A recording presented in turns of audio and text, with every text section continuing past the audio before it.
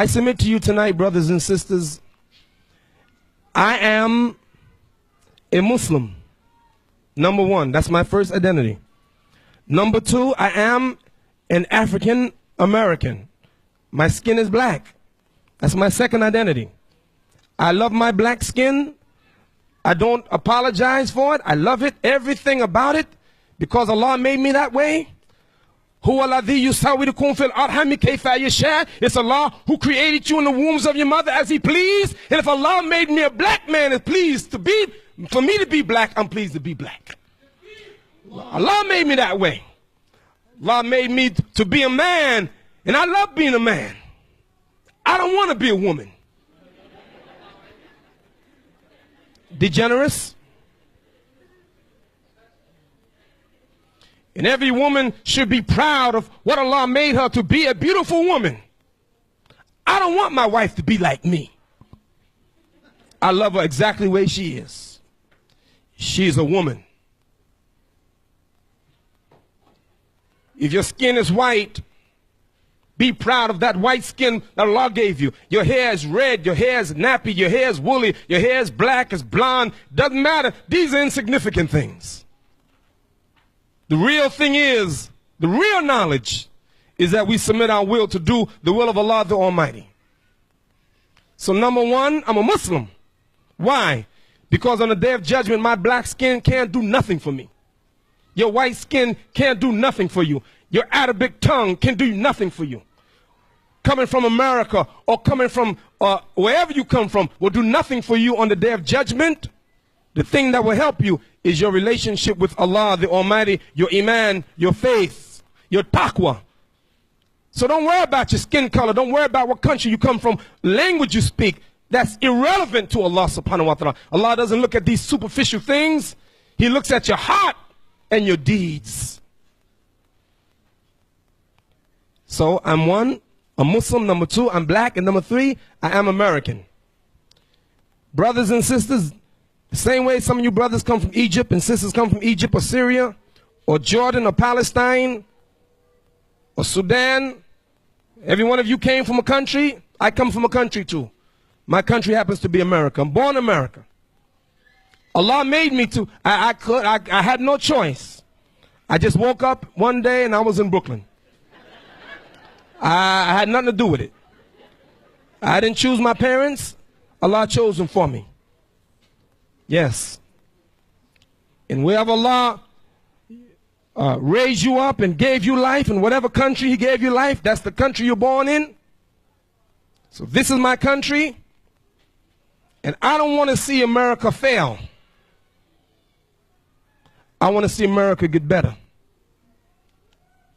But I must admit that America's sick. America, to me, is the height of jahiliyyah, the height of ignorance. I painted a picture a long time ago. Some of these young brothers will tell you the picture I painted of America. In my opinion, America is like a car speeding down a steep mountain full of ice and snow with brakes that don't work, driven by a blind man, high off of drugs. That's America. America, like a car speeding down a steep mountain full of ice and snow with brakes that don't work, driven by a blind man, high off of drugs. And the problem is, in the back seat is Ahmed.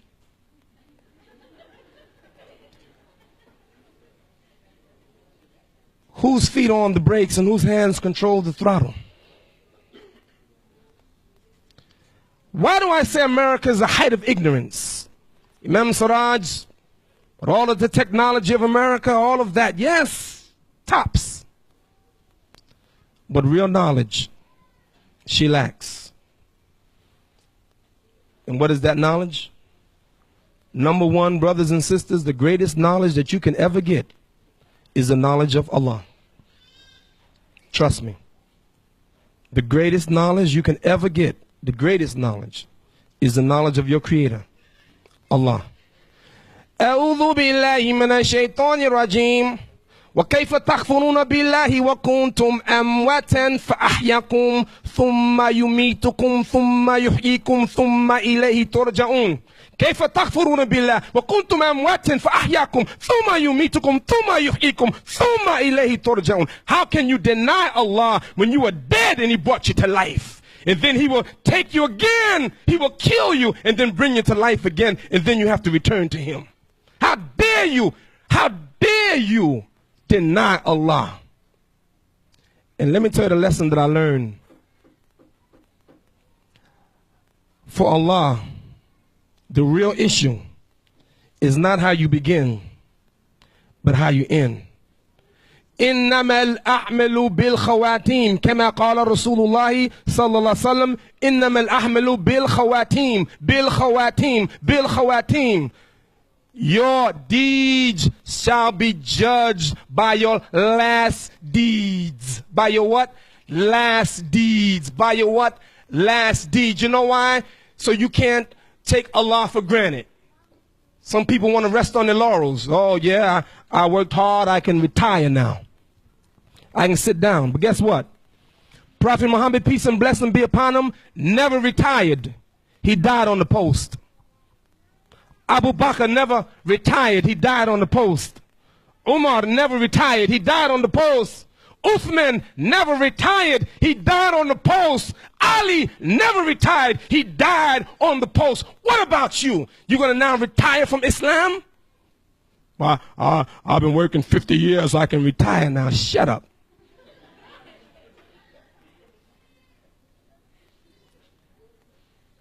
Brothers and sisters, really, the best knowledge you can get is the knowledge of Allah. And I want to leave you with one of His names. Yes, knowledge is sacred. What kind of knowledge?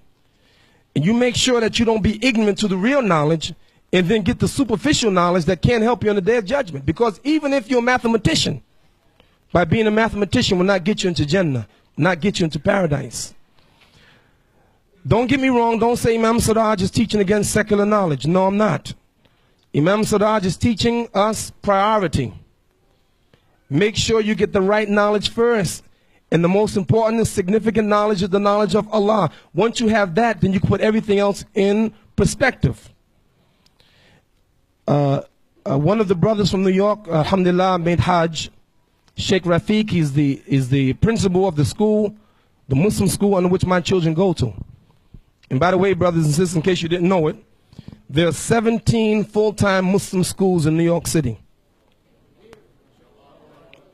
But don't get excited, because those 17 full-time Muslim schools only accommodate less than 1% of the Muslim youth. So even though 17 appears to be a lot, it's really insignificant according to what we need. But this school, Islamic Elementary School, Sheikh Rafiq is the principal. He went to make Hajj. He was at JFK Airport the day on the way to go to Jeddah, and he had in his briefcase $15,000 in cash. And he put the briefcase standing up on the line, ticket counter. He put the briefcase between his legs. He says, Imam, I turned 1 second and I looked, it was gone. $15,000 cash stolen. The person who stole it is a person that's jahil, ignorant, because they don't know Allah. 14 million Americans arrested a year because the country is full of jahiliyyah. 21,000 people murdered in America because the country is steeped in ignorance. 30,000 Americans took their own lives, committed suicide because they're steeped in ignorance.